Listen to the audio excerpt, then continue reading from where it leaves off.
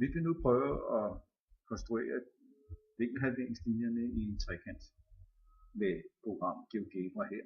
Vi starter med at tegne trekanten ved hjælp af polygonværktøjet her. Vi klikker 3 forskellige steder, og så går vi tilbage til det første punkt igen. Så ved computeren, at nu har vi en trekant. Vi vil nu bruge vinkelhalveringslinjeværktøjet heroppe fra menulinjen.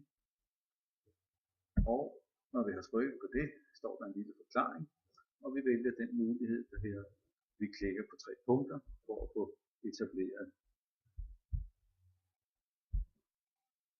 vinkelhalveringslinjen.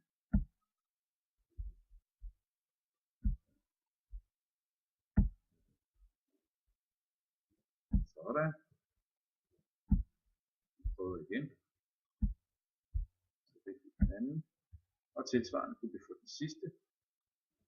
Tak for i dag.